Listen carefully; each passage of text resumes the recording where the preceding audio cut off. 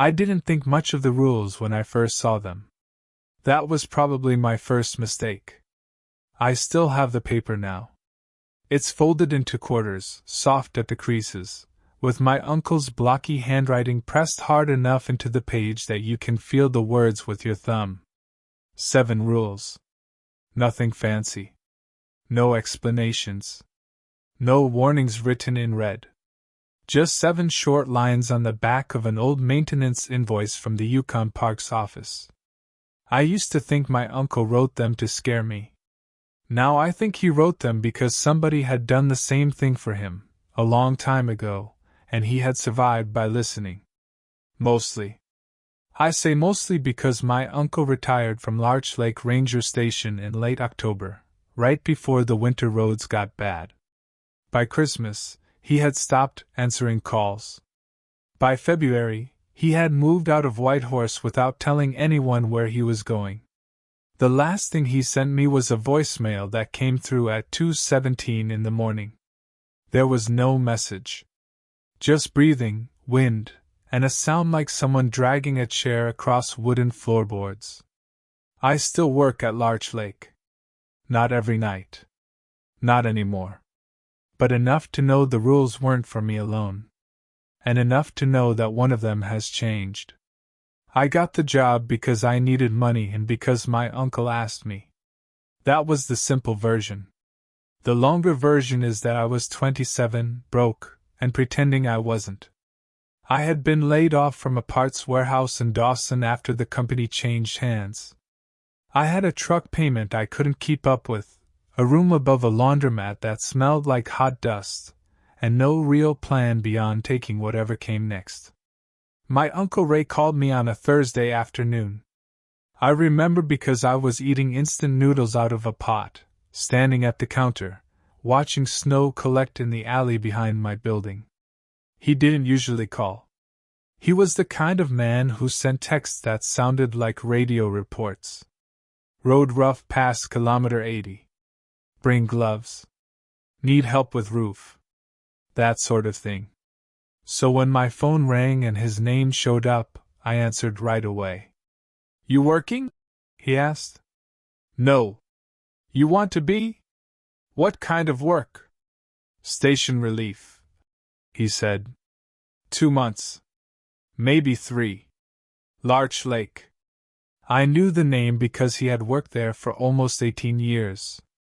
Larch Lake Ranger Station wasn't really a ranger station in the way people picture them. It wasn't a big government building with visitors walking in and kids buying patches. It was more like a cabin that had slowly collected other buildings around it. There was the main station with the radio room, small office, kitchen, and 2 bunks. There was a generator shed behind it. A fuel cage. A storage hut. A pit toilet nobody used unless the plumbing froze. A detached garage that leaned hard to one side. And about half a kilometer away, closer to the lake, an old fire lookout tower that had been decommissioned but never taken down. The station sat just off an access road that wasn't really open to the public once the snow came. In summer, hikers, wardens, fishing crews, and surveyors passed through. In winter, it was mostly empty. The main road was plowed twice a week if weather allowed. The lake froze early. The trees pressed in.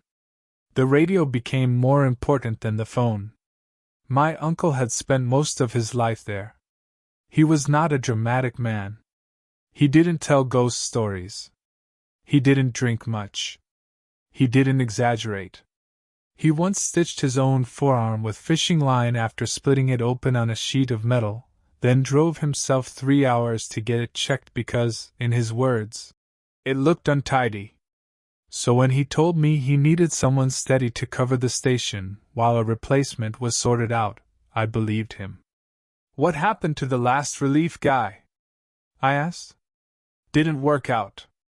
That's not an answer. It's the answer I've got. I laughed because I thought he was being dry. He didn't laugh with me. The pay wasn't great, but the housing was included. I would work nights and odd shifts, mostly checking radio traffic, keeping logs, watching trail cameras, monitoring weather equipment, and doing basic maintenance. There were no visitors expected after the end of October. I'd have supplies delivered once every 10 days, weather permitting. Most of the time, I would be alone. That should have bothered me more than it did. But when you're behind on rent, and your truck is one missed payment from being towed, alone, can sound peaceful. I told him I'd take it. Ray picked me up 2 days later. He was 64 then, though he looked older in that sharp northern way, where a person doesn't get soft so much as smaller and more weathered. His beard had gone white. His hands were cracked. He wore the same green canvas jacket he'd worn since I was a kid. We drove north in his old Parks truck with my duffel bag, 2 crates of groceries, and a toolbox in the back. For the first few hours he was normal. He pointed out bad patches on the road. He told me which fuel stops still had decent coffee. He complained about new radio protocols and the younger staff in Whitehorse who wanted every form digitized even when the internet failed half the week. Then the farther we got from town, the quieter he became. By late afternoon, the sky had gone low and flat. The snow along the shoulders was old and gray. Black spruce crowded the road on both sides. Every so often we passed a sign for a campground or trailhead that would not see another person until June. When we turned onto the access road for Larch Lake, I felt the truck slow under us. The road narrowed right away. Snow hissed under the tires. Branches scratched along the passenger door. I checked my phone. No service. Ray noticed. "Don't trust it even if you get bars," he said. "Good to know. Use the landline if it works. Use the satellite phone if it doesn't. Use radio before either." He said it like a rehearsed list. We drove another 20 minutes before the station appeared. It was smaller than I expected. 2 yellow lights glowed under the porch roof. Snow sat heavy on the roof and along the railings. A flagpole stood bare in the front yard. Behind the station, the generator shed rattled softly. Beyond that, the forest was already dark. Larch Lake itself was hidden behind the trees, but I could feel the open space of it. I don't know how else to explain that. The woods had a certain weight, and past them was a different kind of emptiness. Wider. Colder. Ray parked beside the station and left the engine running. "Grab your bag," he said.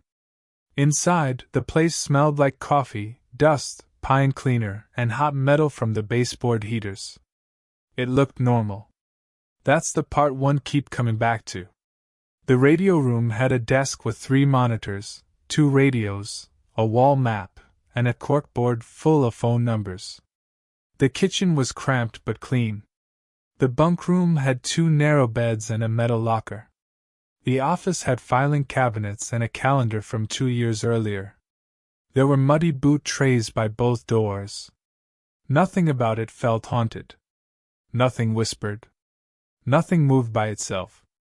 The lights hummed. The fridge clicked. The old wall clock over the radio desk ticked a little too loudly. Ray gave me the tour. He showed me how to switch generator feeds, how to reset the satellite router, how to fill out the nightly weather log, which cabinet held flare kits, which shelf had extra batteries, which keys went to which locks. He moved fast, like he wanted it over. I tried to lighten him up. "So where do you keep the bodies?" He looked at me. Not angry. Just tired. "Don't joke like that out here," he said. I stopped smiling. By the time we finished, it was almost dark. The porch light outside had switched on automatically, casting yellow bars across the snow. Ray made coffee, though he didn't drink his. He stood by the kitchen counter, turning the mug in both hands. "You'll get check-ins from Whitehorse twice a day," he said. 8 in the morning, 8 at night. You answer, give your station ID, weather, generator status, road status. Keep it short. They don't want stories.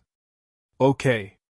Deliveries come from Haynes Junction every other Thursday. Driver's name is Colby. He'll talk too much if you let him. Got it. Don't leave tools outside. Don't let the diesel run below half. Don't ignore the foxes if they start gathering near the garage. I paused. The foxes? He looked down at his coffee. They chew wires. That sounded almost reasonable.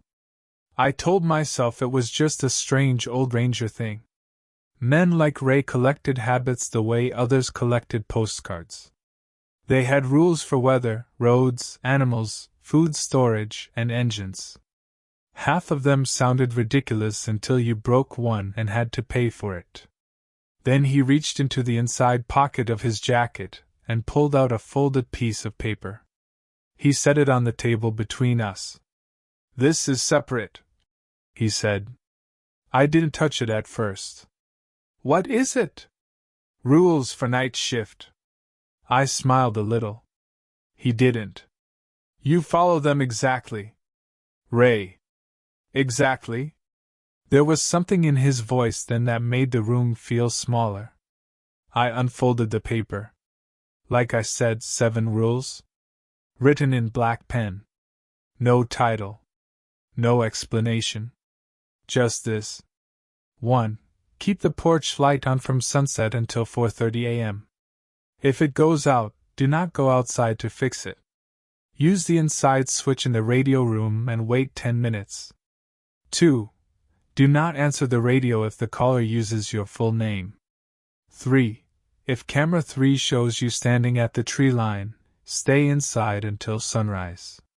4. If the bunkroom door is closed when you know you left it open, do not open it. Sleep in the office. 5. Do not log any visitor who arrives between 1 o'clock and 1:15 a.m., no matter what identification they show you. 6. If you hear knocking from under the floorboards, put on headphones and play music until it stops. 7. If the old tower light comes on, do not look at the lake. I read them twice. Then I looked at him. He watched my face without blinking. I wanted to laugh. I really did. Not because it was funny, but because the alternative was asking him why my uncle, the most practical man I knew, had handed me a list that sounded like it came from some message board. What is this? I asked. What it says. Is this a joke for the new guy? No. Then explain it. I can't. Can't or won't? He rubbed his thumb along the side of his mug. Both, probably. That irritated me. More than it scared me. I had just agreed to spend winter nights alone in a remote station, and he was giving me campfire nonsense instead of straight answers. Ray, I'm serious. So am I. Then tell me what happens if I break one. He looked toward the dark kitchen window. The glass reflected us back. 2 men standing under fluorescent lights, either of us looking like we belonged in the other one's life. I don't know what happens every time, he said. That's the honest answer. Every time? He folded his arms. There are things about this place that work the way they work. They don't care if you believe in them. They don't care if you're new. They don't care if you're tired or curious or lonely. The rules keep you from giving them something easy. I stared at him. He had never spoken like that to me before. Not when my dad died. Not when my mother got sick. Not when I dropped out of college and he drove 6 hours to pick me up without saying he was disappointed. This was different. This was fear, but packed down so hard it had become routine. You stayed here 18 years, I said. He nodded. So why didn't you leave? He gave me a look I didn't understand at the time. People still get lost in winter, he said. Radios still need answering. That was all. He left the next morning. I thought he would linger, maybe walk me through things again in daylight, but he was ready before sunrise. He put his duffel in the truck and checked the oil with stiff, fast movements. I stood on the porch in my coat, holding a mug of coffee. The air was so cold my nostrils stuck when I breathed in. Ray walked up the steps and stopped in front of me. "You'll do fine," he said. That was the closest he got to encouragement. "Just follow the paper. I still think you should explain more." "I know." He looked past me into the station. For a second, I thought he might say something else. Instead, he reached up and adjusted the porch light with 2 fingers, though it was already straight. "Don't get comfortable after the first week," he said. "It waits for that." Then he got into the truck and drove away. I watched the taillights disappear between the trees. The silence afterward felt complete. That first day was fine. That's important. Nothing happened right away. No strange voices. No footsteps. No ghostly figures at the window. I unpacked. Made a grocery list. Checked the generator. Swept the kitchen. Logged the weather. Called Whitehorse at 8 in the morning and again at 8 at night. A woman named Marlene answered both times. She sounded bored and tired, like she was knitting while talking. "Station Larch Lake confirmed status," she said. "Larch Lake active," I said, reading from the laminated card on the desk. "Generator stable. Interior temp 19 degrees. Road passable to kilometer 12. Light snow. No visitors." "Copy. Anything else?" I almost mentioned the rules. I didn't. "No. Next check 800. Whitehorse out." The night settled in. I made dinner from canned chili and toast. I washed the pot. I watched half of an old movie on DVD because the internet was too weak to stream. Every so often, I looked over at the folded paper on the desk. It bothered me.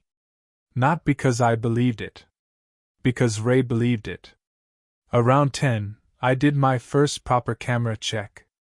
The station had 5 trail cameras feeding into the computer system. Camera 1 faced the road. Camera 2 watched the fuel cage and generator shed. Camera 3 pointed toward the tree line west of the station. Camera 4 covered the lake trail. Camera 5 sat near the old tower, mostly useless because blowing snow covered it half the time. The images refreshed every 30 seconds. Camera 1 showed my truck and the empty road. Camera 2 showed the generator shed, snow crusted around the door. Camera 3 showed black spruce trees and a patch of snow between them. Camera 4 showed the narrow trail to the lake. Camera 5 showed darkness, a crooked tower leg, and static. Normal. I checked the porch light at midnight. Still on. I checked the clock. 12:03. I remember thinking Ray had finally gotten old. Not stupid. Not crazy. Just old. Too much time alone can make patterns out of anything. A light burns out twice at a bad time, and now it becomes a rule. A camera glitches, and now it means something.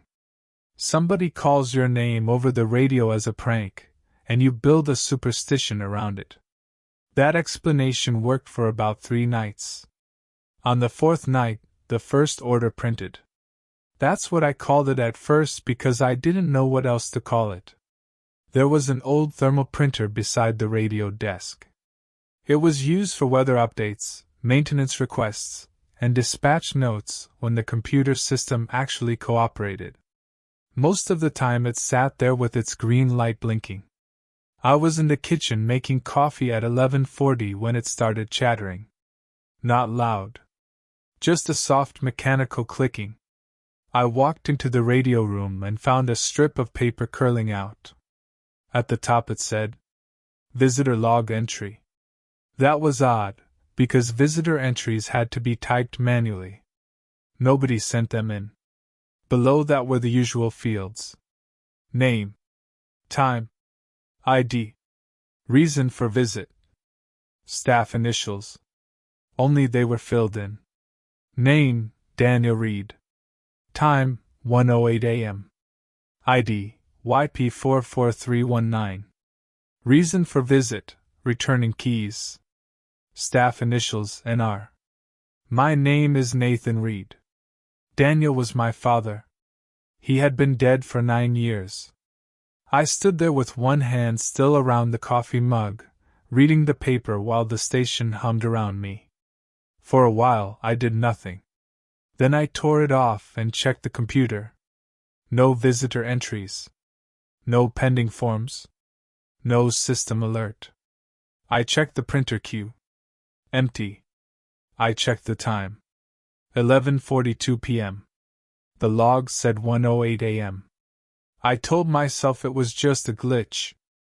That was the easiest answer, and when you're alone in a government cabin 100 kilometers from the nearest open business, easy answers become important.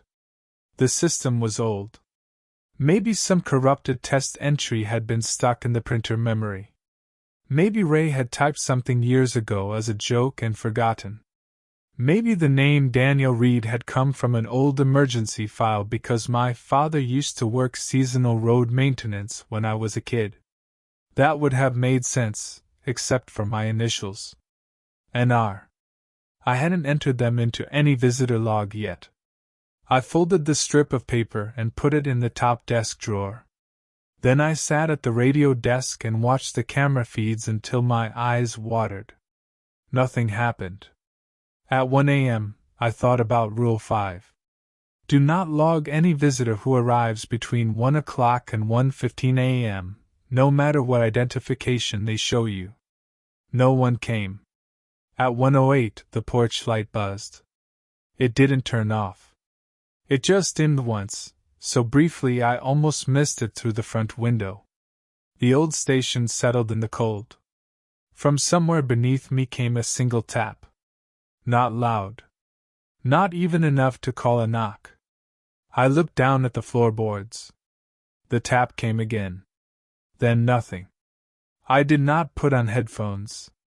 That was another mistake, though not the worst one. I sat very still and waited. After 10 minutes, I got up and walked through the station with a flashlight. The floor was solid. The crawlspace access was in the mudroom, bolted shut from inside with 2 sliding latches. There were no pipes there except the insulated water line. No animals, no wind gap, nothing obvious. I checked outside through the window. The snow in front of the porch was unmarked. No tire tracks. No footprints. No Daniel Reed returning keys. I did not sleep much. In the morning, Marlene did the 8 o'clock check-in. I told her everything was fine. My voice sounded normal enough that I hated myself a little for it. After the call, I phoned Ray. He didn't answer. I tried again at noon. Nothing. At 3:30, just as the sky was already starting to go blue with evening, he called back. "You okay?" he asked. No hello. No apology. Just that. "I got a printed visitor log last night," I said. Silence. "It had Dad's name on it." More silence. "Ray? What time?" The log said 1:08. "It printed at 11:40. Did anyone come?" "No." "Did you log it?" "No." "Good." That word made my stomach tighten. Good. Not impossible. Not what are you talking about? Just good. "There was knocking too," I said. "Under the floor. But only twice." "Twice isn't knocking." "What?" "Rule 6 is for knocking. 3 or more. Patterned. Not settling." "Why didn't you write that?" "I wrote what mattered." I pressed the phone harder to my ear. The line crackled faintly. Ray, what is this place?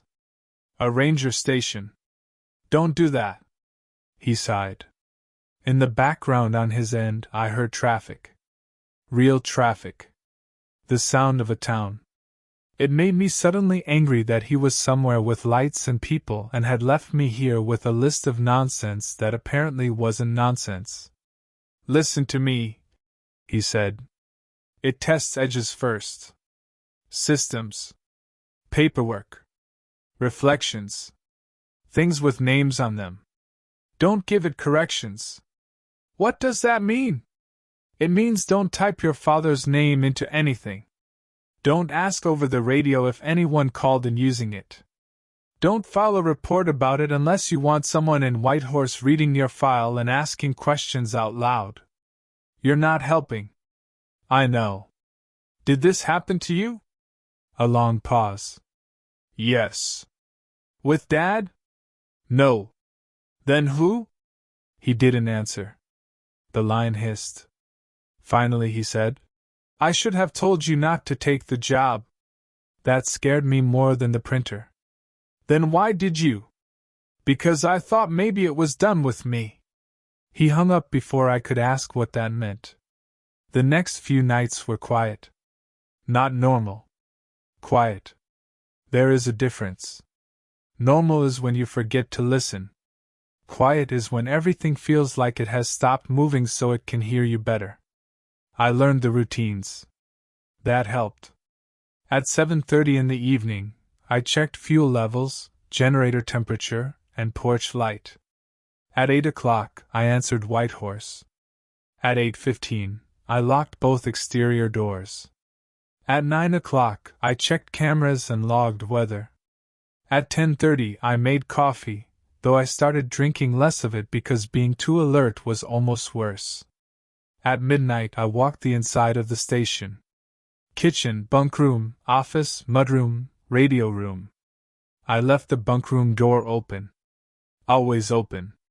At 1 o'clock, I sat at the desk and did not touch the visitor log.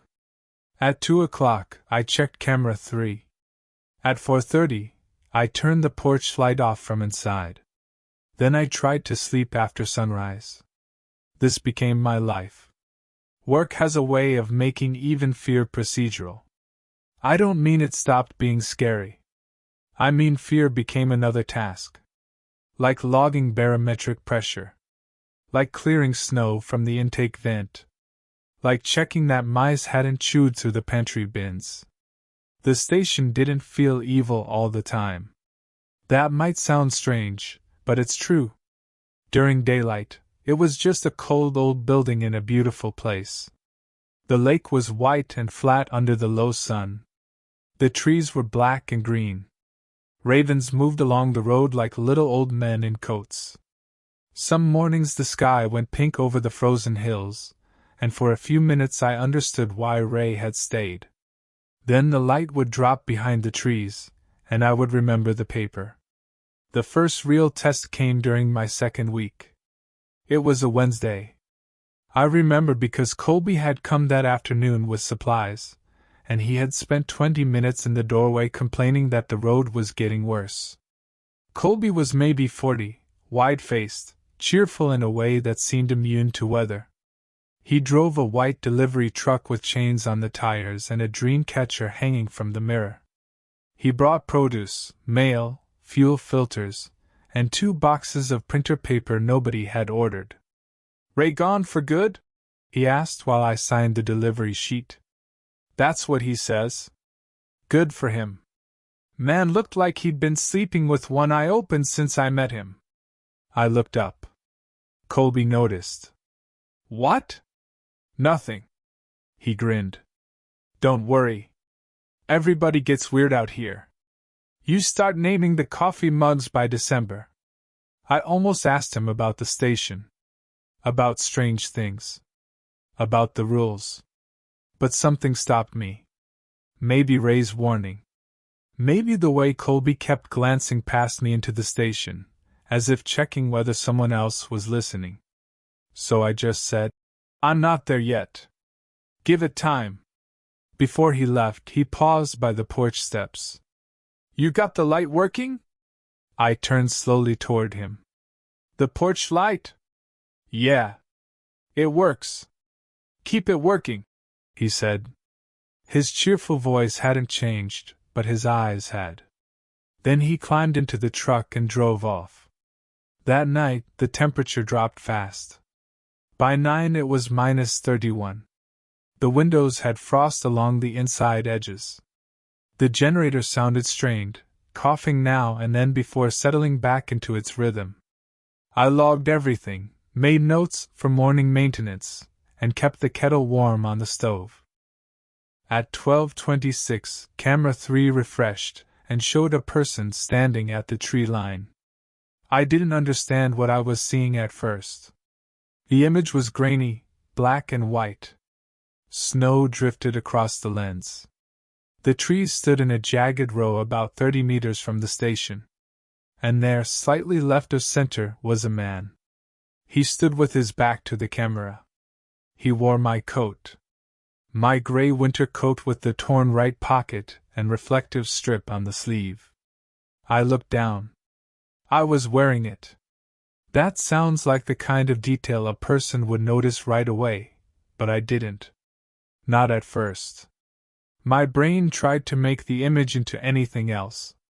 A branch. A trick of shadow. A delivery driver. Ray somehow. Then I saw the coat. Then I saw the shoulders. Then I saw the way the head tilted slightly to the left, the way mine does because of an old neck injury from a truck accident. Rule 3 came back to me before I moved. If camera 3 shows you standing at the tree line, stay inside until sunrise. I did not move. I sat in the desk chair with my hands on my knees and watched the feed refresh. 30 seconds.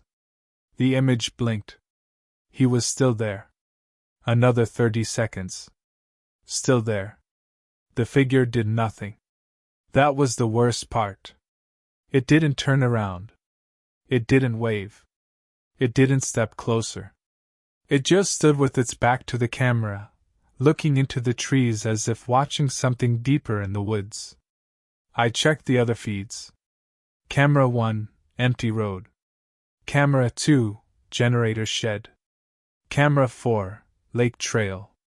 Camera 5, static around the tower. I looked toward the window. The blinds were half closed. Beyond them, the porch light made the snow glow yellow. I had the sudden, stupid urge to go look. Not outside. Just through the window. Just to prove the camera was wrong. The urge was so ordinary that I almost did it. That is something I want to be clear about. Fear did not freeze me. Curiosity moved me. I stood up before I knew I had decided to. The floor creaked under my boot. The figure on camera 3 did not move. I took one step toward the window. Then the radio clicked. Not the main dispatch radio.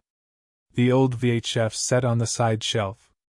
The one Ray said only backcountry crews used now. Static breathed through the speaker. Then my own voice said, "Don't." Just that. One word. My voice. Flat and close, like I was speaking from another room. I sat back down so hard the chair rolled into the filing cabinet. The radio went silent. I did not touch it. I stared at the camera feed until my eyes burned. At 1:03, the figure shifted. It raised one hand. Not waving. Just lifting its arms slowly until the hand rested against the side of a tree. I felt my own right hand twitch. I put both hands under my thighs and sat on them. At 1:15, the figure disappeared. Not walked away. Not faded. The feed refreshed, and it was gone. The snow at the tree line looked untouched. I stayed inside until sunrise. At 7:10 in the morning, when the light had gone gray and thin, I walked out to camera 3 with a flare gun in one hand and a wrench in the other because I didn't know what weapon made sense against the camera glitch. There were no footprints at the tree line. None. There were my tracks from the station to the camera. There were rabbit marks near a stump. There were old fox prints by the fuel cage. But where the figure had stood, the snow was smooth. I checked the camera housing. Secure. Battery good. Memory card seated. I took the card back inside and pulled the images. The figure was there in the saved files. 23 images. In every one, it stood with its back to the camera. I zoomed in as far as the software allowed. My coat. My shoulders. My hairline visible beneath my hat.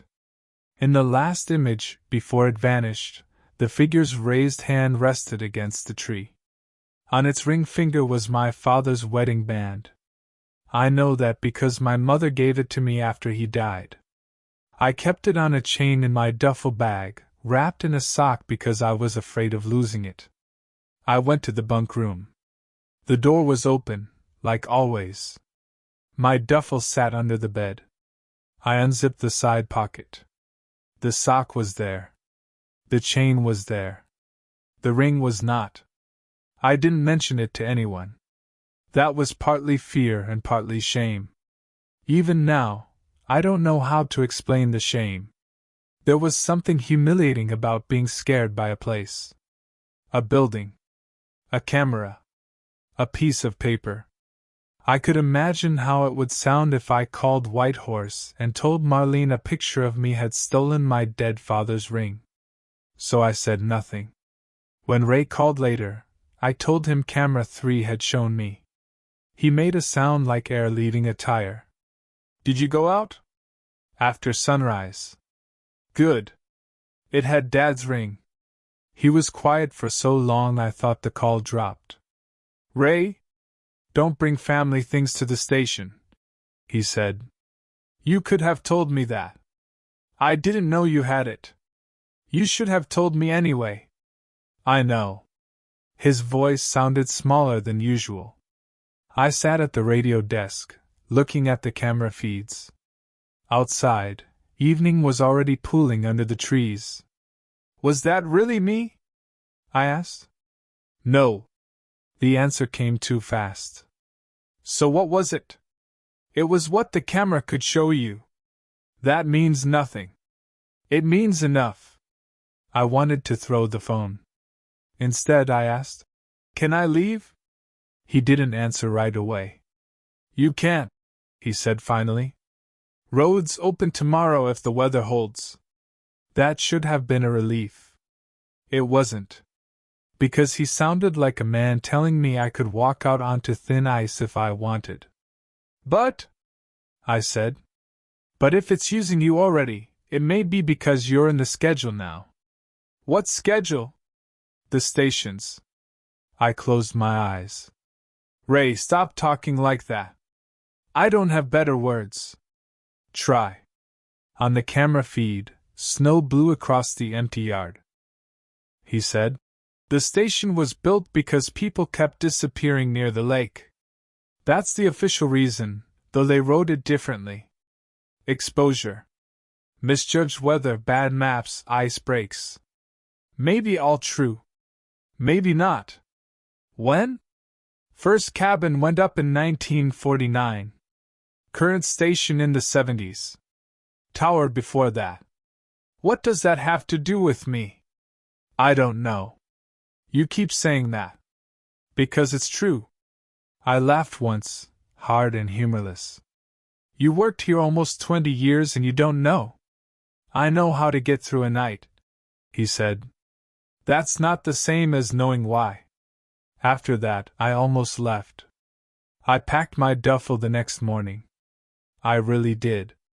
I put my clothes in, my laptop, my father's empty chain, 2 books, and the photo of my mother I kept in my wallet and had suddenly decided should not stay in the building. Then I checked the road camera. Snow. Heavy. The access road was gone beneath it. At 8, Whitehorse confirmed what I already knew. Plows were delayed. No traffic in or out for at least 48 hours. I unpacked. Not everything. Just what I needed. That became another rule of my own. Keep the bag half packed. Keep boots by the door. Keep the keys clipped to my belt, not hanging on the hook. Don't let the station feel permanent. For a while, my own rules helped more than Ray's. I put tape over the computer camera, even though it probably didn't matter. I turned every mirror in the station to face the wall. There were only two, one in the bathroom and a small one inside the locker door. I stopped using my full name on forms and wrote N. Read whenever I could. I also started leaving the radio on low during the day because silence had become too thick. The next rule to matter was Rule 4. If the bunkroom door is closed when you know you left it open, do not open it. Sleep in the office. That one sounded almost silly compared to camera 3. A closed door is just a closed door. Old buildings shift. Drafts move things.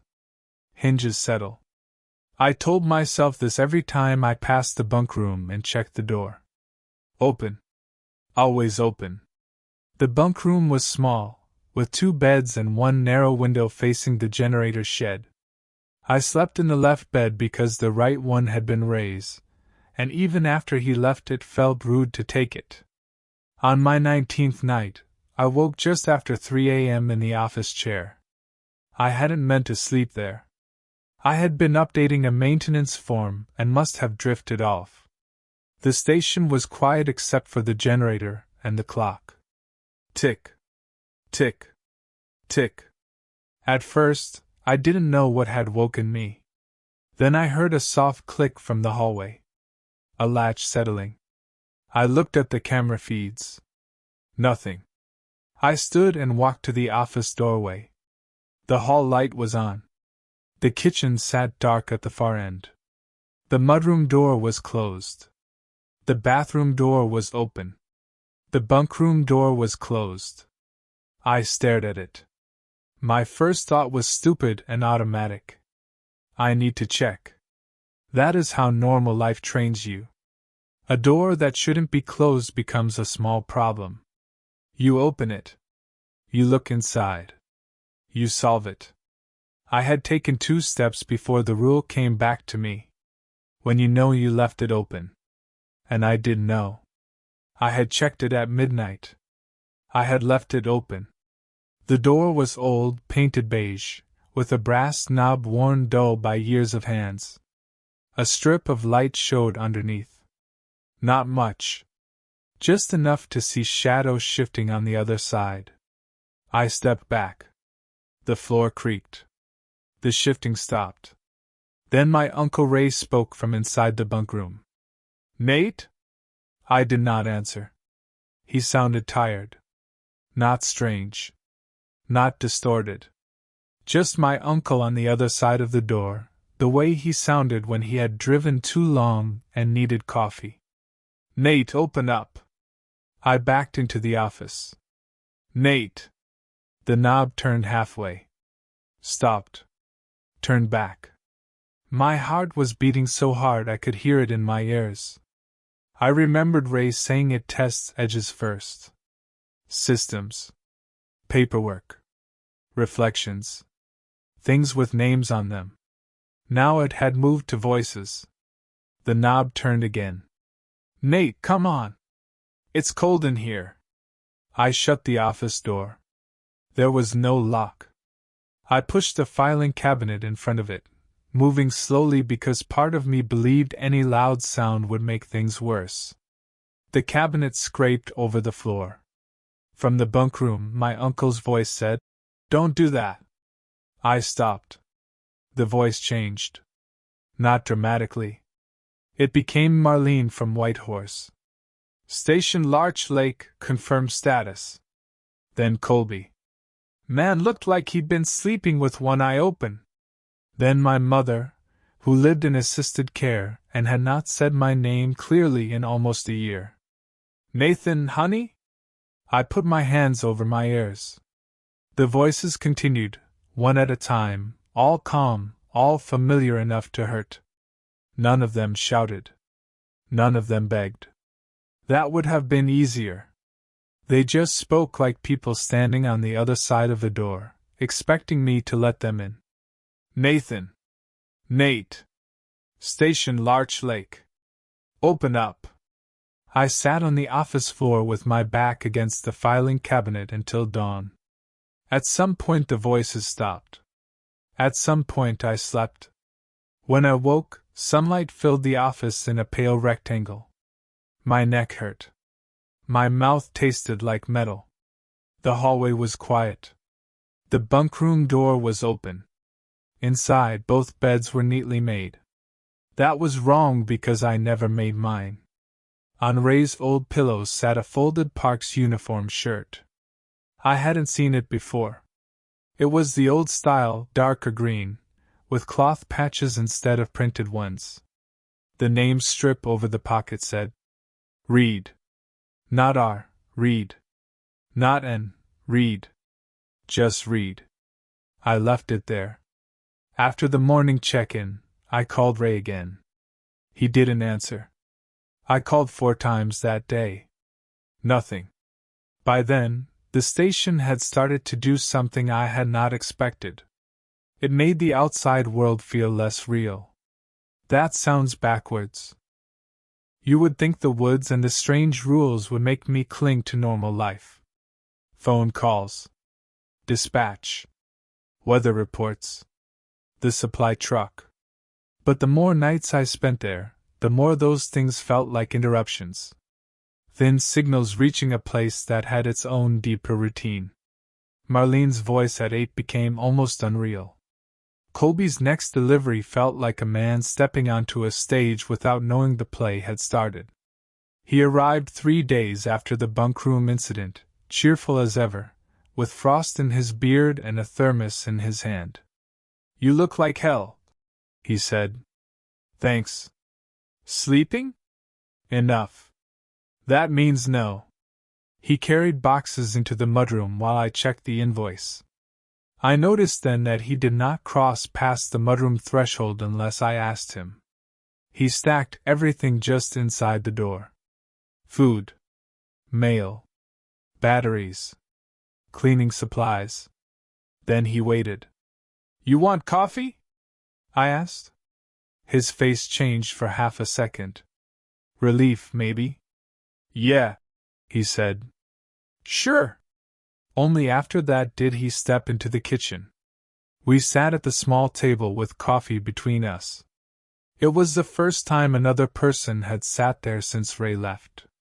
I wanted to talk so badly that it scared me. Colby blew on his coffee. Ray leave you his paper? I looked up. He didn't meet my eyes. What do you know about that? Enough to ask. Do you have rules too? No. I don't stay nights. Smart. Not really. Just lucky. I waited. He rubbed his thumb around the rim of his cup. I had a cousin up here. Not at the station. Trail crew. Summer job years back. They used to bunk near the old resort on the South Shore. There's a resort? Was.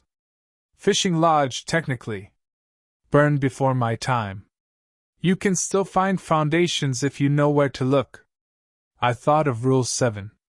If the old tower light comes on, do not look at the lake. What happened to your cousin? He walked out one morning before breakfast and came back at dinner. That's it. Colby shook his head. He thought it was still morning. Said he'd only gone to check a noise by the dock. He had frostbite on 2 fingers. In July? I said nothing. He quit the next day. Wouldn't talk about it. Couple years later, he mailed me a letter from Vancouver. No return address. Said if I ever delivered to Larch, I should never bring anybody with me who hadn't been invited in. I looked toward the mudroom. You wait at the threshold. Yeah. Why? Because of the letter. That's all? That's enough. I almost laughed, but it came out wrong. Everybody knows something except me. Colby looked at me then. His face was serious. Everybody knows a little. Nobody knows enough. Before he left, he said one more thing. Ray had a partner when he started here. Did he tell you that? No. Name was Owen Bell. Old Ranger. He trained Ray. Worked the station before him. What happened to him? Colby stood in the open doorway, the cold behind him. Depends who you ask. Parks says he transferred. Folks around here say he's still on the schedule. Then he left. I searched the filing cabinets that night. I don't know what I expected to find. Maybe an old report. Maybe proof that Owen Bell existed. Maybe proof that he didn't. The station records were a mess. Folders stuffed too full. Maintenance logs mixed with incident forms. Old maps. Animal reports. Weather sheets going back decades. Half the paperwork had water stains. Some had mouse damage. I found Owen Bell's name in a staff roster from 1991. Ranger in charge O. Bell. Assistant Ranger R. Reed. Below that, in pencil, someone had written, "Do not schedule both after dark." I stared at that for a long time. Then the radio clicked. "Larch Lake, this is Bell." The voice was male. Older. Calm. The kind of voice you hear in training videos or old dispatch recordings. I did not respond. The clock read 12:48 a.m. The voice came again. "Larch Lake, this is Bell." Radio check. I looked at the rules. Rule 2 was specific. Do not answer the radio if the caller uses your full name. He had not used my name. That was the problem. Rules can make you feel safe, but they also make you stupid. They draw lines, and then you start thinking anything on the right side of the line must be fine. He hadn't said Nathan Reed. He hadn't said Nate. He had said Larch Lake. I reached for the microphone. Then stopped with my hand above it. Something about the timing felt deliberate.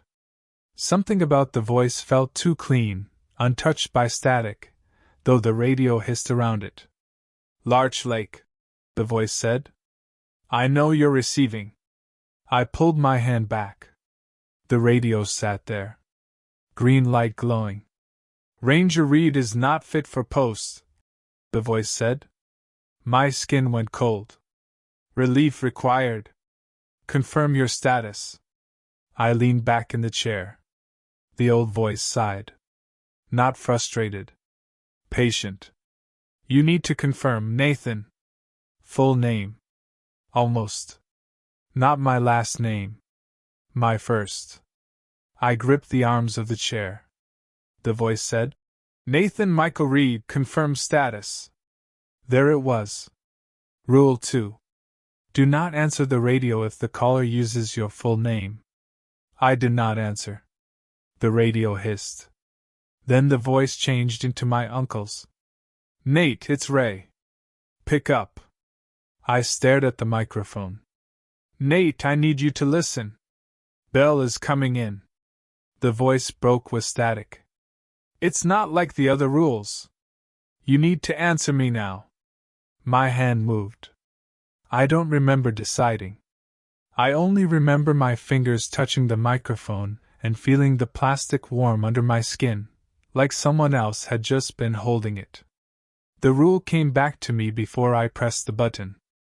Do not answer. I let go. The radio went silent.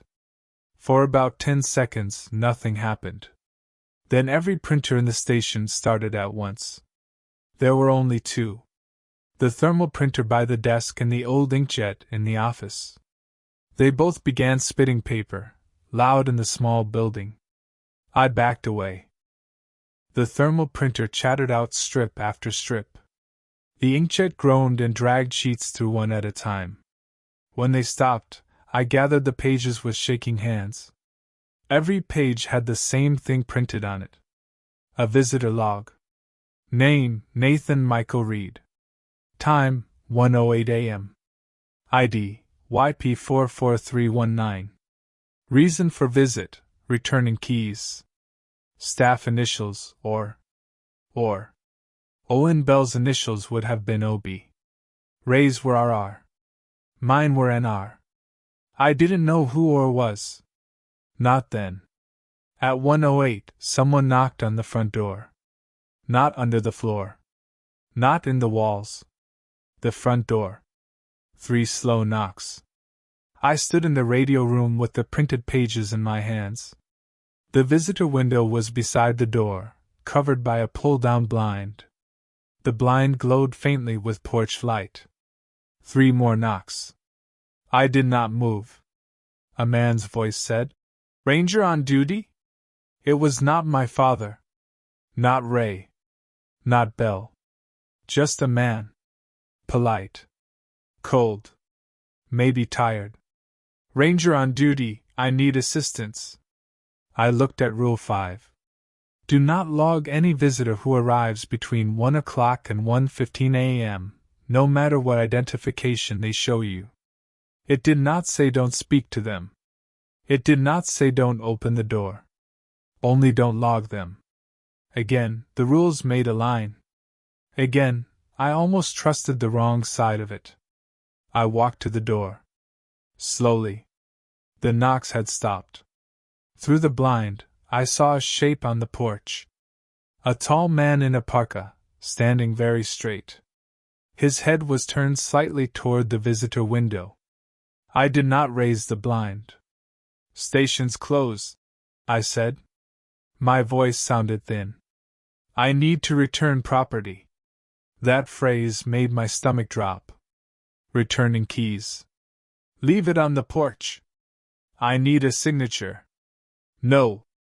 A pause. Then he said, "You have to log visitors." "No, I don't." He shifted outside. Snow squeaked under his boots. "I'm with Parks," he said. "Open the door. Show ID to the camera." He stepped back. The porch light flickered. I looked toward the monitor. Camera 1 showed the front of the station from the road angle. The porch was visible, though partly blocked by the railing. Nobody stood there. I looked back at the blind. The shape was still on the other side. My mind tried to split in two. Camera says nobody. Window says somebody. Rule says don't log. Common sense says don't open. The man outside spoke again. This time his voice was closer to the bottom of the door. "You're making this harder." I stepped back. "I'm calling Whitehorse." "Go ahead." That confidence stopped me. I picked up the landline anyway. No dial tone. I tried the satellite phone. No signal. The radio sat silent, green light steady. I waited until 1:16. The shape behind the blind didn't move. At 1:16 exactly, the porch light steadied. The shape leaned close to the visitor window. For 1 second, I saw the outline of a face press against the blind from the outside. Nose. Forehead. Chin. No detail. Just pressure against the fabric. Then the shape was gone. On the porch, something metal hit the boards. I did not open the door until morning. There were keys on the mat. 3 of them, on a steel ring. 1 was for the front door. 1 was for the fuel cage. 1 was small and old-looking, brass with a round head. I had no idea what it opened. The ring had a tag. Larch Lake Spare / return to O. Reed. O. Reed. Those initials again, almost. Not or as staff initials. O. Reed. I called Ray until he picked up. It took 6 tries. When he answered, he sounded like he had been asleep or crying. I couldn't tell which. "What did you do?" he asked. "Nothing." "Don't say nothing." "What happened?" I told him. The radio. Bell. The visitor. The keys. When I said "Oh, Reed, he swore under his breath. I had heard Ray swear maybe twice in my life. Who is Reed? I asked. No one. Don't lie to me. I'm not. Ray. He breathed hard through his nose. Owen wasn't Belle's first name. I sat still. What? Owen was what he used after. His real name was Orrin. I looked at the keys on the desk. Oh, Reed. That doesn't explain the last name. No, Ray said. His voice had gone flat. It doesn't. Was he related to us? No. Then why does the tag say Reed? I don't know. I closed my eyes. You do. I don't. But he said it too quickly. The line crackled. I heard wind, but not on my end. Where are you? I asked. He didn't answer. Ray? Listen carefully, he said. Do not use that small key. What does it open? The tower. I turned toward the dark window. Outside, beyond the trees, the old fire tower stood somewhere near the lake. I couldn't see it from the station at night. Only Camera 5 watched it, and badly. Why would I go to the tower? You won't want to, he said. At first. I hated the way he added that. Before I could say anything else, he continued.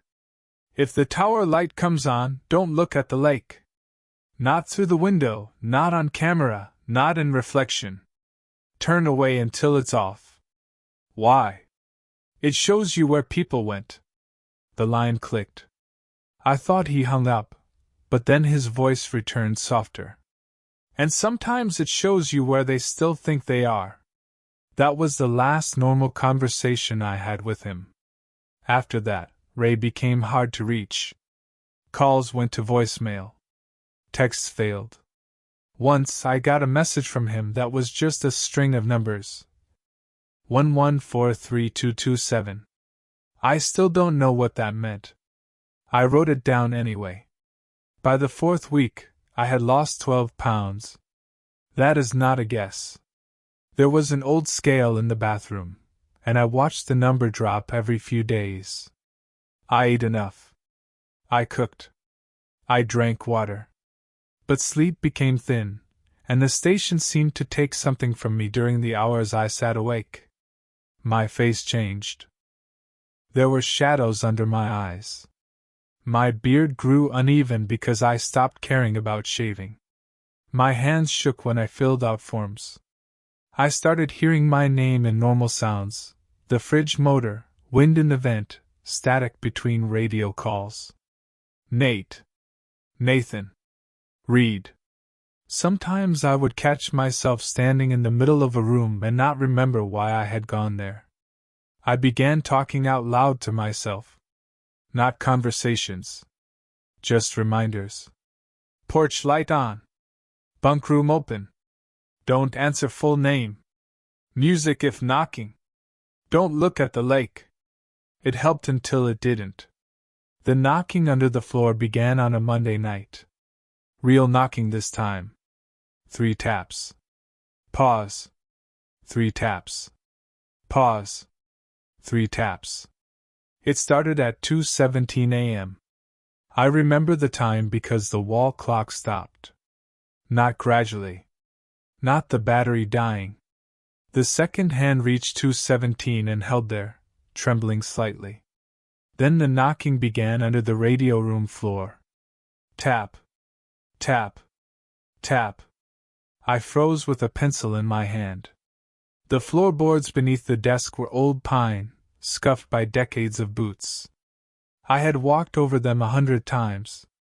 I knew there was only crawl space below, shallow and cold, with rock and frozen dirt under that. Tap. Tap. Tap. The sound was not loud. It was patient. Like knuckles on the underside of a table. Rule 6. If you hear knocking from under the floorboards, put on headphones and play music until it stops. I almost laughed because after everything else, This rule felt absurdly specific. I got up too fast and knocked the chair over. The tapping paused. I stopped. From under the floor, a voice whispered, "Sorry." One word. Small. Embarrassed. Human. I backed toward the office where my headphones were. The floor creaked under me. The whisper came again. "Sorry. I'm stuck." "No." I said it out loud without meaning to. "No." 3 taps. "Please." It sounded like a child. Not a horror movie child. Not singing or giggling. Just a kid, maybe 8 or 9, trying not to cry. I fell. I found my headphones on the office desk and fumbled with my laptop. My fingers wouldn't work right. The battery was at 12%. I clicked the first music file I could find, an old album I had downloaded years ago. The song started too loud. I put the headphones on. A guitar filled both ears. I sat in the office chair and stared at the wall. Under the music, I could still feel the knocking through the floor. Not hear it. Feel it. Tap. Tap. Tap. Vibration up the chair legs. Then, somehow, beneath the music, the voice came through. Not in my ears. In my teeth. "Your dad can hear me." I pressed the headphones tighter. The music played. The voice became muffled. "Nathan." I turned the volume up until it hurt. For 40 minutes, I sat there while the floor trembled. At some point, I started crying. Not loudly. Just water running down my face while I stared at the wall and listened to music I had not cared about in years. When it finally stopped, the wall clock started again. 2:18. Only 1 minute had passed on the clock. The laptop battery had dropped from 12% to 3. In the morning, I unscrewed the crawlspace access. I don't know why. Maybe because daylight makes idiots of us all. Maybe because the child's voice had worked on me after all. The crawlspace smelled like dust, cold soil, and old insulation. I shined a flashlight in. Nothing. No footprints in the dust. No animal tracks. No gap under the radio room. But directly beneath the place where my chair sat, someone had scratched a word into the frost on the inside of the foundation wall. Sorry. The letters were written backward, as if meant to be read from inside the wall. I closed the crawlspace and bolted it. That day, I finally told Marlene something. Not everything. Just enough. During the 8 p.m. check-in, after giving weather and generator status, I said, "Do you have any record of an Owen Bell at Larch Lake?" There was a pause. "Spell that." I did. Keys clicked faintly on her end. "No current employee by that name." "Historical?" More clicking. "I don't have quick access to archived staffing." "What about Orrin?" The line went quiet.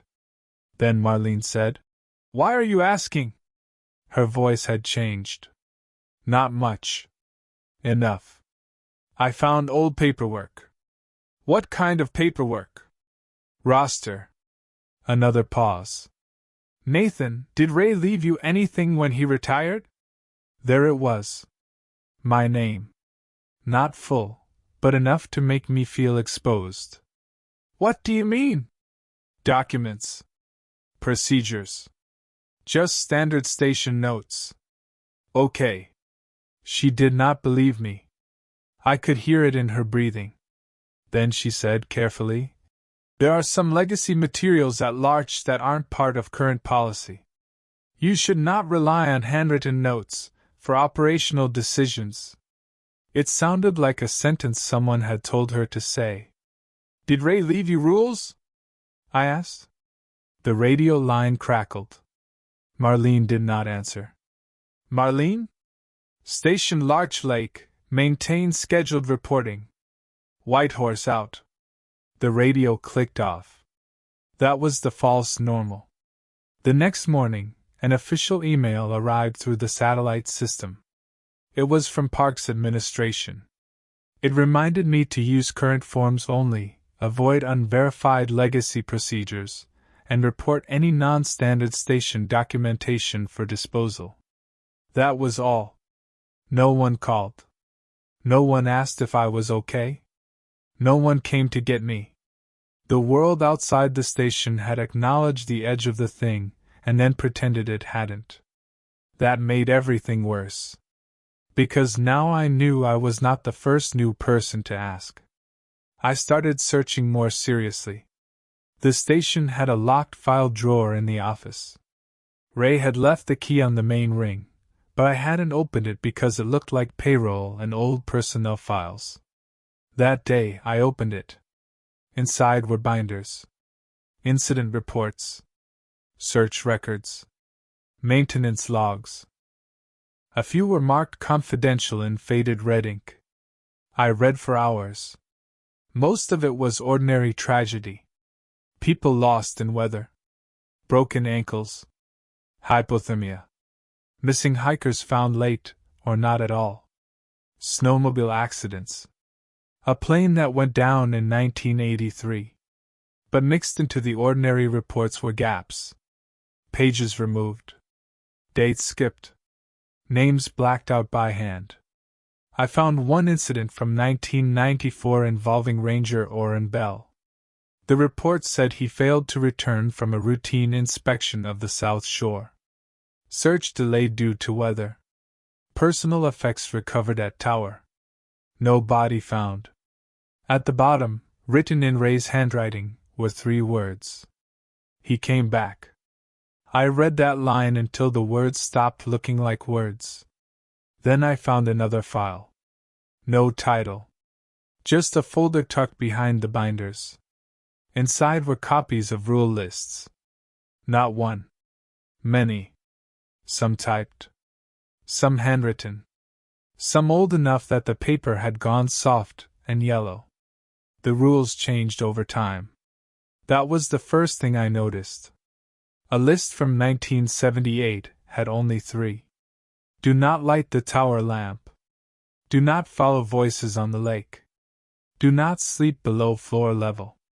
A list from 1989 had 5. Do not answer any caller who gives your mother's maiden name. Do not open the supply hatch after dark. Do not count lights on the South Shore. Do not let Bell sign the log. If you see smoke from the old lodge, report clear weather. A list from 2002 was closer to Ray's. Keep the porch light on. Do not answer full names. Do not open closed doors. Do not log visitors between 1 o'clock and 1:15. But Rule 3 was different. If Camera 3 shows someone you know at the tree line, do not speak their name. Ray had changed it.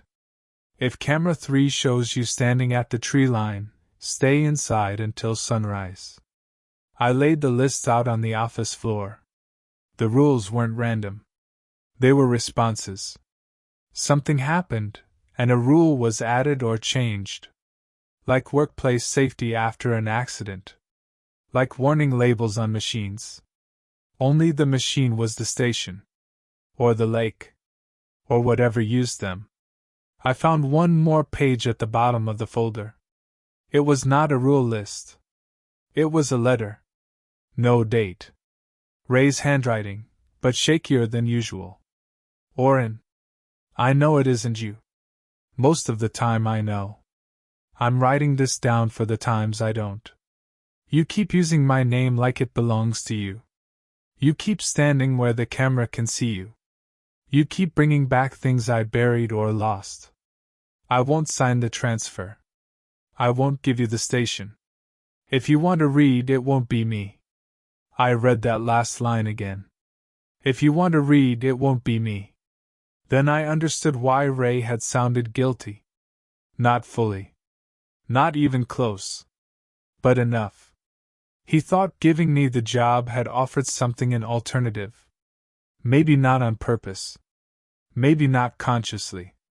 But some part of him had hoped that leaving a younger Reed in the station would free him. I should have hated him for that. I think I did for a while. Then the porch light went out. It was 9:12 p.m. I was sitting on the office floor surrounded by old rules when the station dropped into darkness outside. Inside, lights stayed on. The generator kept running. But through the office window, the yellow porch glow vanished. Rule 1. Keep the porch light on from sunset until 4:30 a.m. If it goes out, do not go outside to fix it. Use the inside switch in the radio room and wait 10 minutes. I stood too fast, scattering papers. The radio room looked different without the porch light. The front window was black. Not dark. Black.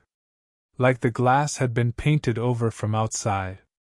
I went to the switch panel by the radio desk. The porch light switch was down.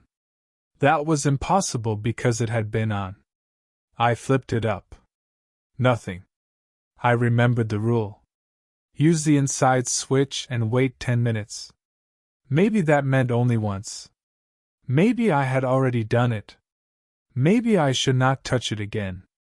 I stood in the radio room, breathing through my mouth. Then something brushed the front door from outside. A slow dragging sound across wood. Not a knock. Not scratching. More like cloth sliding over the boards. The porch light stayed off. I looked at the clock. 9:13. 9 minutes to wait. The dragging sound moved along the porch. Stopped by the visitor window. I kept my eyes on the switch panel. The blind over the visitor window was down. Behind it was only blackness. A voice outside said, "Bulbs loose." It was Colby. Of course it was. "Got a ladder in the truck," he called. I didn't move. "Nate? You in there?" He sounded cold. Annoyed. Real. I almost answered. Then I remembered Colby never came at night. Never. Not once. His deliveries were daytime because he had to get back before the road froze over. The thing outside sighed in Colby's voice. "You're gonna let the line freeze?" I looked at the clock. 9:16. 6 minutes. The porch boards creaked. The voice changed to Ray. "You need that light." I shut my eyes. Ray's voice said, "Use your head. Rule says keep it on." That was the worst part. The voice was right. Rule 1 said keep the porch light on. Then it said if it goes out, use the switch and wait 10 minutes. But it didn't say what to do if the switch didn't work. I had assumed the danger was outside. What if the danger was letting the light stay off? The voice outside said nothing for a while. Then a soft glow appeared at the bottom of the front door. Not yellow. White blue. Like moonlight, though there was no moon that night. It seeped under the door in a thin line. The radio clicked. Not a call. A tone. Then the thermal printer came alive. It printed one short line. Light maintenance required, staff response overdue. Below that, assigned to Nathan Michael Reed. I did not touch it. The glow under the door brightened. The clock read 9:21. 10 minutes. I flipped the switch down, then up again. This time the porch light snapped on. Yellow filled the window. The blackness outside pulled away so quickly I stumbled back. For 1 second, before the blind settled, I saw a face outside the visitor window. Not pressed against it. Not close. Standing at normal height. It looked like me. But older. Or maybe just tired. Then it was gone. In the morning, the porch light bulb was fine. No loose wiring. No footprints. No ladder marks. But there was a smear across the front door where something wet had dragged from one side to the other. It froze before dripping. I chipped a small piece off with a screwdriver and brought it inside. It melted clear in a dish. Water. Just water. That was when I started thinking about the lake all the time. Before then, the lake had been a presence but not a focus. It sat beyond the trees, frozen and quiet. I didn't go there much because Ray had told me not to bother unless doing equipment checks. The trail was narrow, and wind cut hard across the open ice. After the porch light incident, I felt the lake constantly. At night, sitting in the radio room, I imagined it behind me even though it was west of the station. I imagined its flat white surface under snow. I imagined old foundations on the south shore. I imagined a decommissioned tower looking down at it.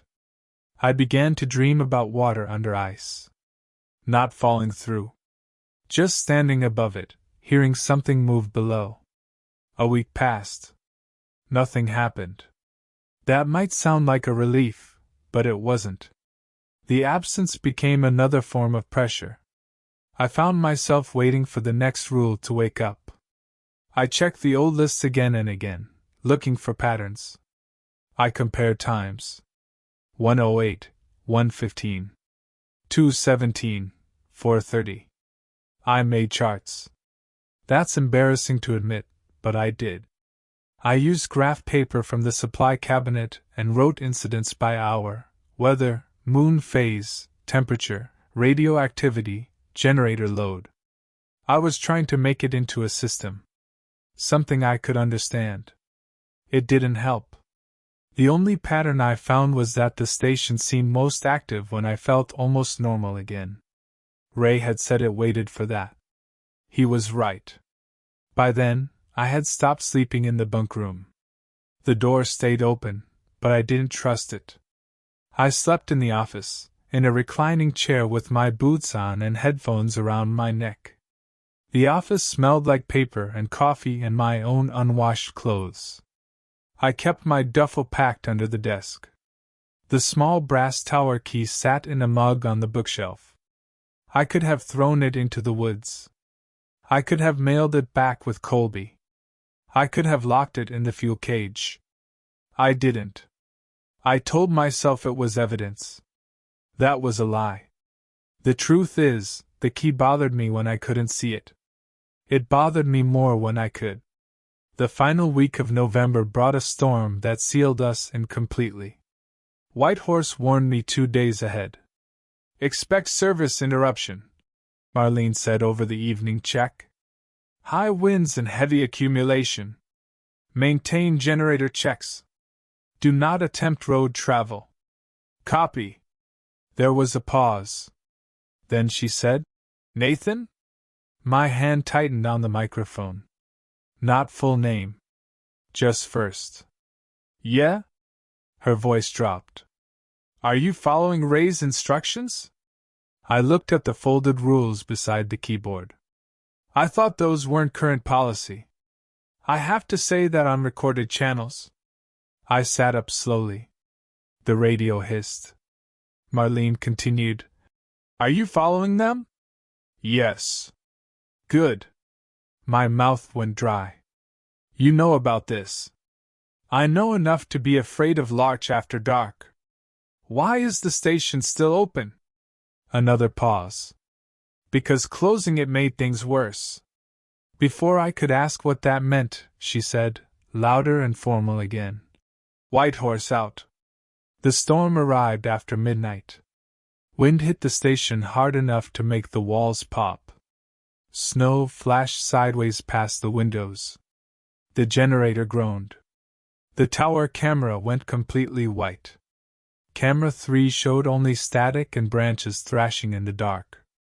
I stayed at the radio desk with my coat on. At 1:03, the printer began chattering. Visitor log.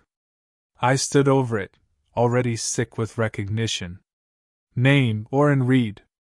Time, 1:08 a.m. ID, YP44319. Reason for visit, assuming post. Staff initials, NR. I read it 3 times. Assuming post. Not returning keys. Assuming post.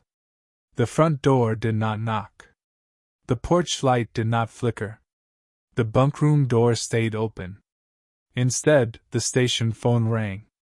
It was the landline, mounted on the wall beside the office. I had not heard it ring before. Not once. Everyone used radio or satellite. The sound was harsh and old-fashioned, cutting through the storm. I let it ring. Once. Twice.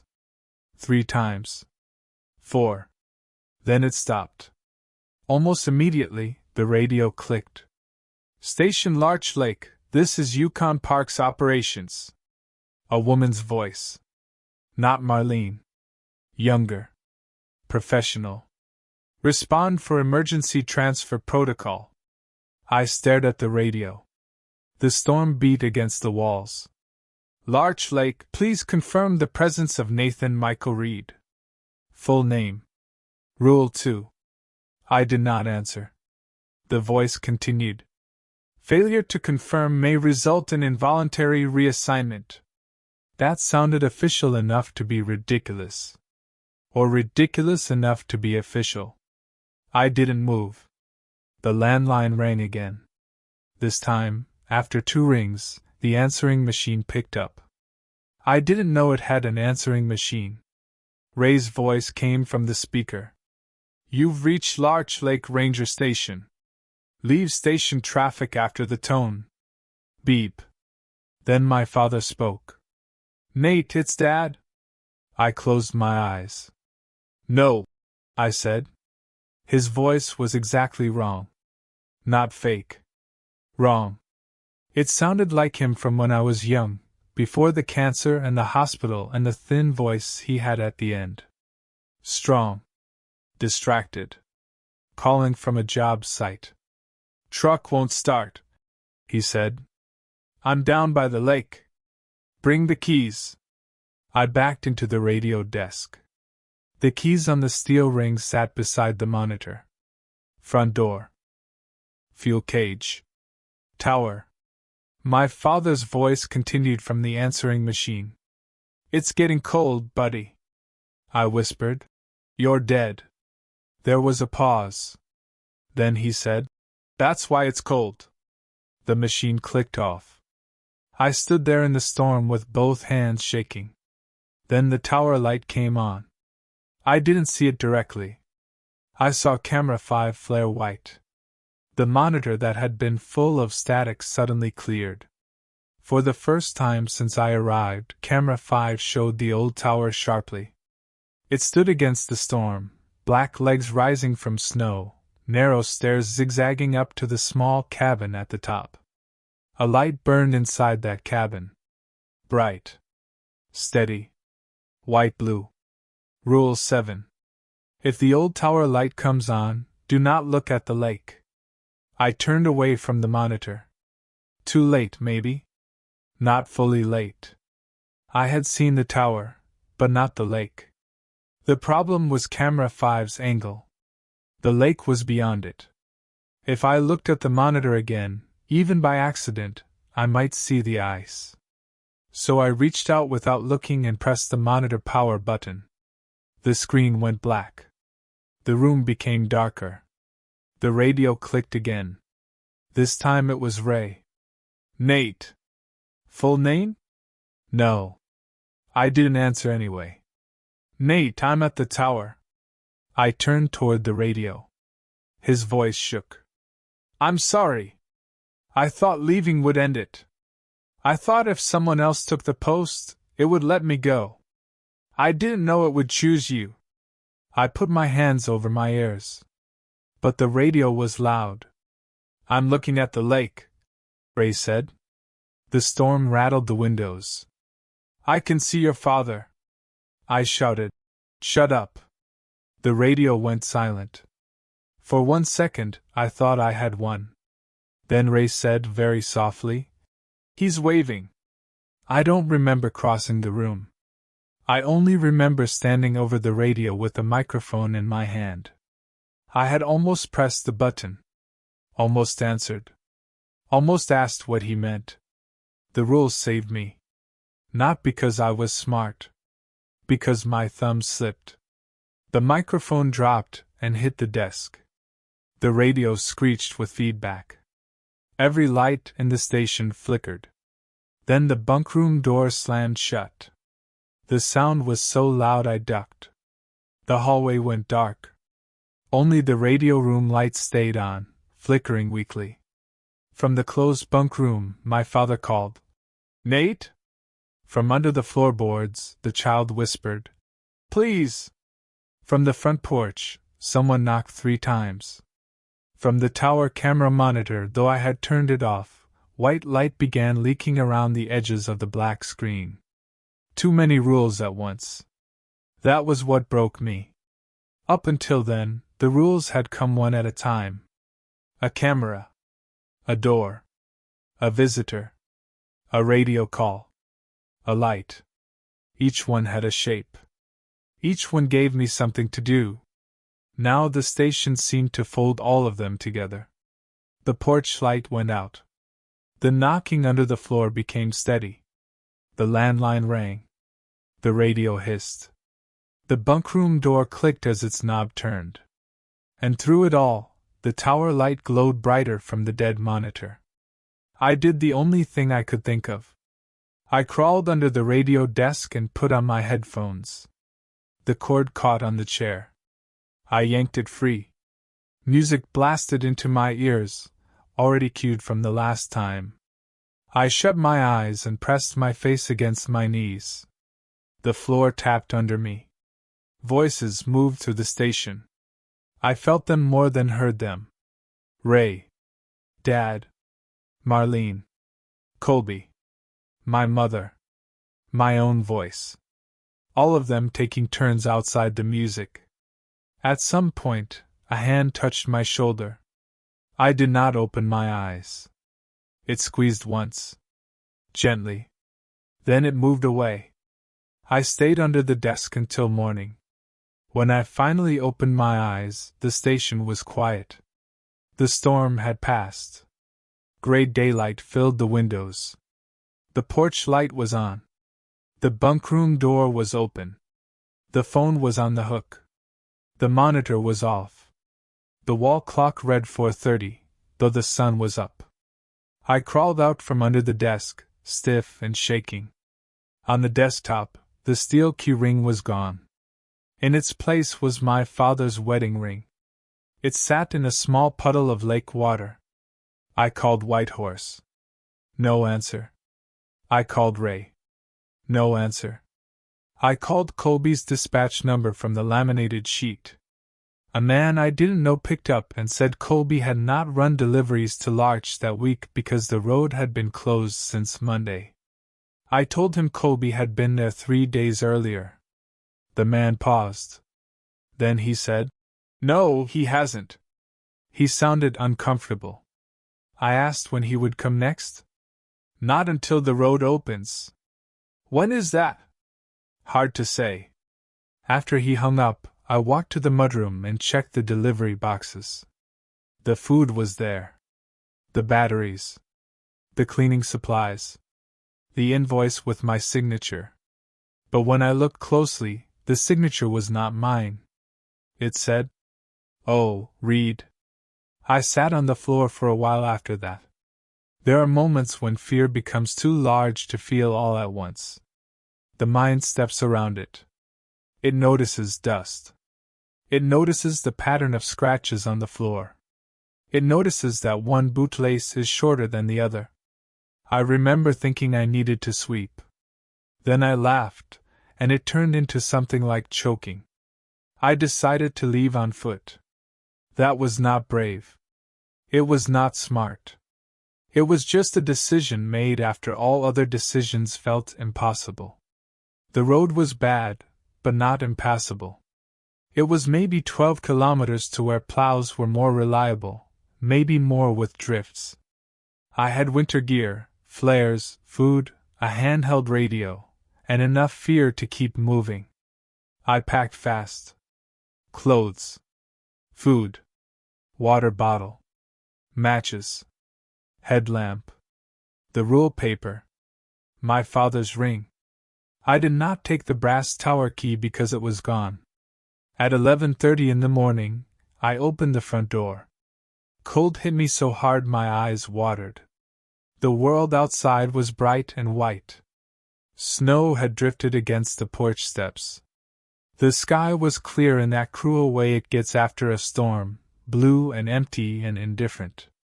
I stepped onto the porch. For the first time in weeks, nothing stopped me. No voice. No knock. No radio. I almost cried from relief. Then I saw the footprints. They led from the station toward the lake trail. Not the road. The lake. One set. Fresh. Boot prints. My size. I looked down at my own boots. Same tread. The rule came back to me, though it wasn't one of Ray's. Don't let the station feel permanent. I adjusted the pack on my shoulders and walked toward the road. Not the lake. The first 100 meters were easy. The station fell behind me. The trees closed in. The road was buried but visible between snowbanks. My breath rasped inside my scarf. The pack rode heavy but manageable. I did not look back.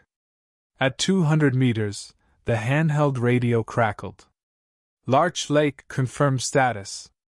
Marlene. I kept walking. Nathan, please answer. Not full name. But I still didn't. The radio crackled again. It's safe to come in now. That made no sense. I was leaving. I turned the radio off. At maybe half a kilometer, I saw the station ahead of me. I stopped. It stood just off the road, porch light glowing pale in daylight. Same flagpole. Same generator shed. Same dark windows. Behind me, the road stretched away through the trees. I turned slowly. The tracks I had made led back the way I came. Only they didn't. They led from the station porch to where I stood. And from where I stood, they continued forward to the station ahead. A closed loop. I told myself it was snow blindness. I told myself I had circled without realizing. I told myself panic had turned me around. So I took out my compass. The needle spun slowly. Not fast. Not wildly. It turned like it was thinking. Then it pointed toward the station. I walked anyway. Not toward the station. Sideways, into the trees. That was worse. Within minutes, I reached the lake trail. I knew it by the narrow cut through the spruce and the old sign half buried in snow. Larch Lake shore 0.4 kilometers. I turned back. The station stood behind me. Closer than it should have been. The porch light flickered once. I don't remember returning. I remember being inside again, sitting at the kitchen table, gloves still on, snow melting around my boots. My pack was beside the door. The front door was locked. The rule paper lay open on the table. There was new writing underneath Ray's 7 rules. Same black pen. Same block letters. Rule 8. If you leave, make sure it is really you who comes back. I stared at that line for a very long time. Then I checked the bathroom mirror. I had turned it to face the wall weeks earlier. Now it faced out. My reflection looked back at me. Tired. Bearded. Pale. Normal. Almost. I raised my right hand. The reflection raised its left, like it should. I touched my face. It touched its face. Then I noticed the ring. In the mirror, my reflection wore my father's wedding band on a chain around its neck. I looked down. My own chain was empty. I turned the mirror back to the wall. I have not tried to leave on foot since.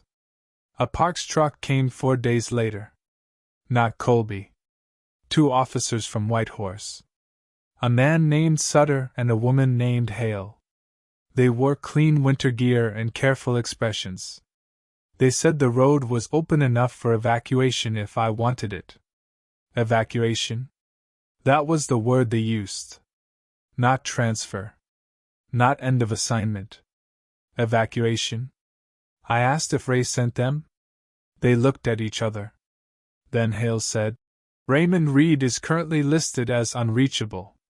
Unreachable where? We don't know. Sutter glanced past me into the station. May we come in? I stepped aside. Then I remembered Colby and thresholds. You're invited, I said. They both paused. Hale looked at me for half a second too long. Then she nodded and entered. They inspected the station in a way that was too specific to be routine. Sutter checked the radio logs. Hale checked the bunkroom door, the porch light switch, the crawlspace bolts. Neither of them asked why the mirrors faced the wall. I showed them the rules. Hale read them without expression. Sutter looked away. Did Ray give you these? She asked. Yes. Did you add Rule 8? No. She folded the paper carefully. For one horrible second, I thought she was going to take it. Instead, she handed it back. Keep it with you. Sutter stood by the radio desk, looking at the monitor for camera 3. You seen yourself out there? He asked. My mouth went dry. Yes. He nodded once, like confirming a checklist. Did it turn around? No. Good. That word again. Good. Hale asked if I wanted to leave. Yes, I said. I meant it. I think I meant it. She told me to pack. I did. When we stepped onto the porch, Sutter stopped.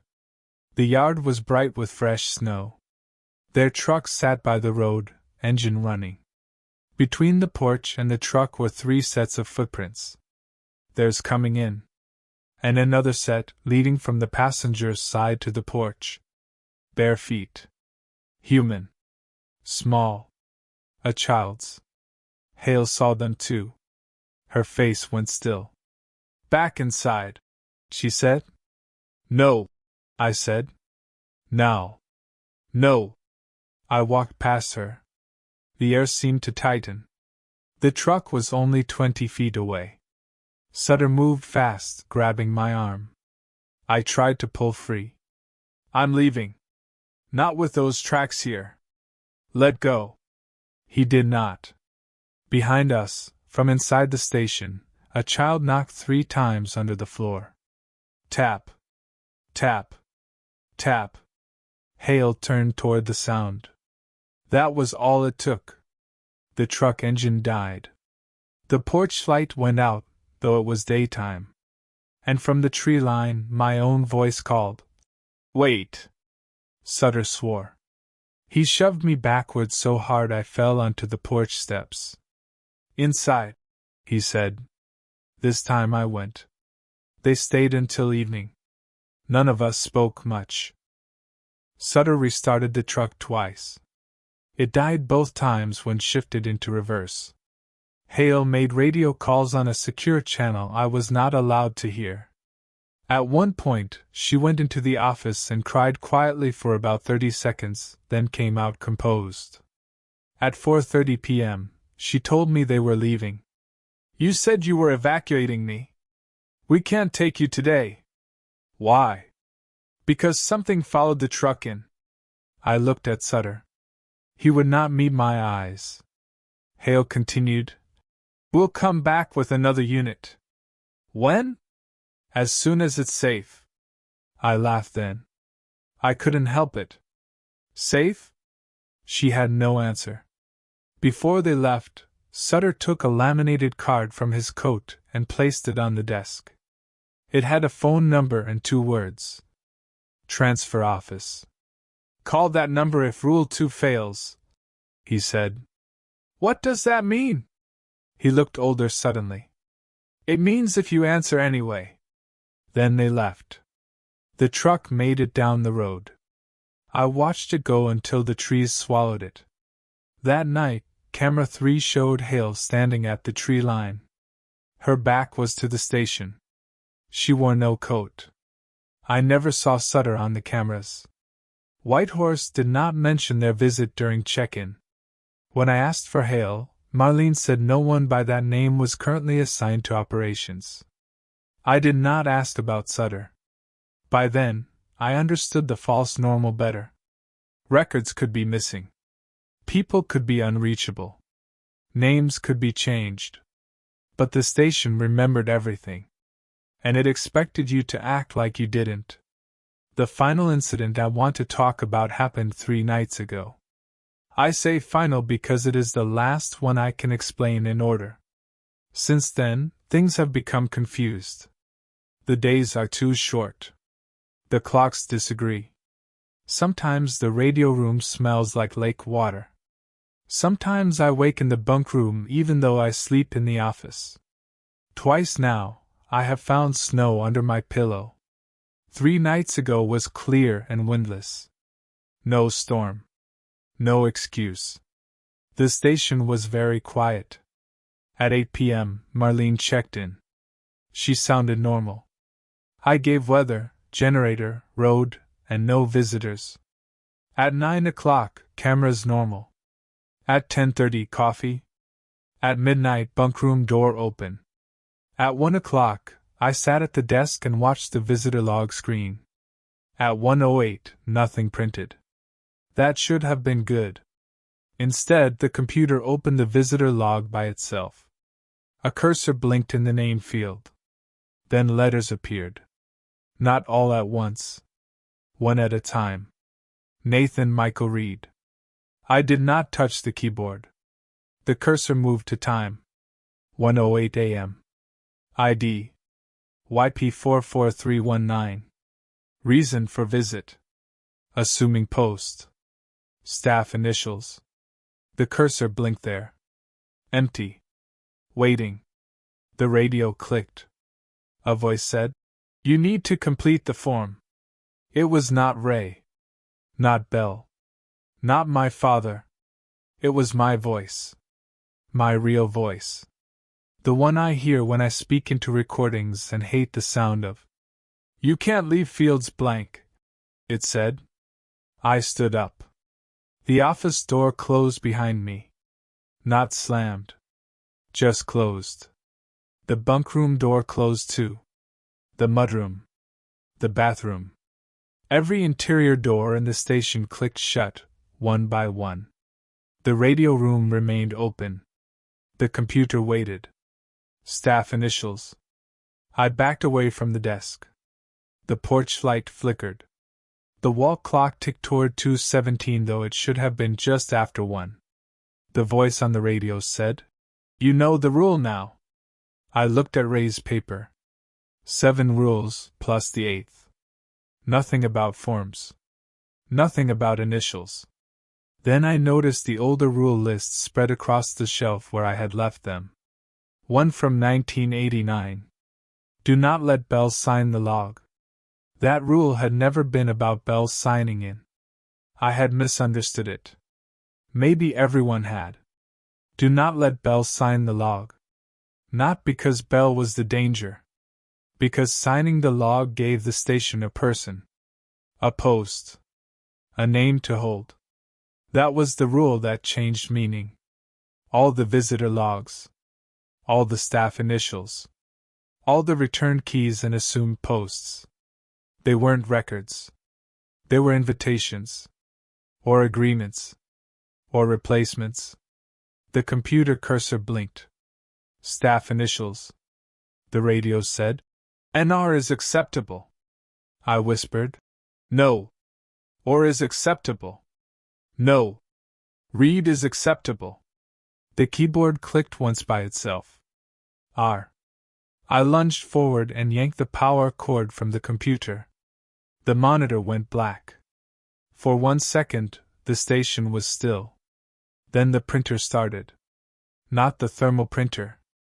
The old inkjet in the office. Behind the closed office door. I heard it drag 1 page through. Then another. Then another. The office door opened by itself. Inside, pages covered the floor. Each one had a different version of the same form. Some with my name. Some with Ray's. Some with Orrin Bell. Some with Daniel Reed. Some with names I didn't know. All had the same reason for visit. Assuming post. On the desk, one page sat apart from the others. I picked it up. Name, Raymond Thomas Reed. Time, 2:17 a.m. ID, YP44319. Reason for visit, relieved. Staff initials, NR. Relieved. I read the word again. Not retired. Relieved. The radio room clock struck 2:17. From outside, the old tower light came on. I felt it before I saw anything. A pale glow filled the office, though the blinds were closed and the lake was on the other side of the station. The air smelled like snow melt and old wood. I did not look at the lake. I looked at the paper in my hand. Raymond Thomas Reed. Relieved. Staff initials, NR. My initials. The station was offering me something. That is what I believe now. Not freedom exactly. Maybe a trade. Maybe Ray had signed something once. Maybe Orrin had. Maybe the station wanted continuity, and blood made the paperwork cleaner. Maybe Ray had run long enough and needed a replacement. Maybe he had given me the job because some part of him knew the rule that mattered most. The radio clicked. Ray spoke. His voice sounded far away, full of static and wind. Nate. I did not answer. I'm tired. I closed my eyes. I know, I said, though not into the radio. I can't keep walking. The tower light brightened. The floorboards knocked once. Twice. Then stopped before the third. Ray said, Please. That word almost did it. Not my father's voice. Not my mother's. Ray. The man who had picked me up when I was stranded. The man who taught me how to change a tire, clean a fish, read weather off clouds. The man who had also left me here with 7 rules and not enough truth. Both things were real. I held the paper. All I had to do was initial it. Small action. 2 letters. NR. A small mercy, maybe. A small betrayal, too. I don't know which one would have mattered more. The pen was on the desk. I picked it up. My hand shook so badly the tip tapped against the paper. The radio hissed. The tower light pulsed. Somewhere under the floor, the child whispered, Sorry. I wrote 1 letter. N. Then the porch light exploded. Glass popped outside. The station dropped into darkness except for the tower glow. I jerked, and the pen tore across the page, leaving a black line through Ray's name. The radio screamed. Not feedback. Not static. A human sound stretched too long. I dropped the pen and stumbled back. The tower light went out. So did everything else. I woke at sunrise under the radio desk. The paper was gone. The pen was gone. The computer was plugged in again. On the screen, the visitor log was closed. The porch light bulb was intact. The old inkjet had no paper in its tray. For about an hour, I believed I had dreamed it. Then I found the N. It was written on the inside of my left wrist. Not ink. Not cut. Pressed into the skin like a brand from something cold. Just 1 letter. N. It has faded since then, but not completely. Ray called this morning. His number appeared on the station phone at 4:30 a.m. I answered because Rule 2 is for the radio. That is what I told myself. I answered because I wanted to hear him. That is the truth. For a while, there was only wind. Then Ray said, You shouldn't have crossed it out. I couldn't speak. He sounded close and far at the same time, like he was standing in the room and calling from the bottom of the lake. I didn't mean to, I said. I know. Where are you? He breathed into the phone. Then he said, I can see the porch. I turned slowly toward the front window. The blind was down. Yellow light glowed behind it. I did not raise it. Ray said, There are two of you now. The line went dead. That was this morning. I am recording this because I don't trust written reports anymore. The station likes paper. It likes forms, logs, names, initials. I don't know if audio is safer. Probably not. But speaking feels less like signing. Marlene checked in at 8. I told her I was fine. She said relief may arrive tomorrow if the road holds. She used the word relief again.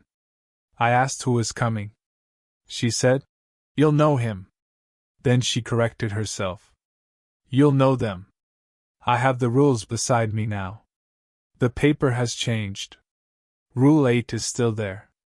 If you leave, make sure it is really you who comes back. Below it, a 9th line appeared sometime while I was making coffee. I didn't write it. It says, If someone arrives wearing your face, do not ask which one of you is on shift. I keep reading that sentence. The porch light is on, though it is afternoon. Camera 3 shows empty trees.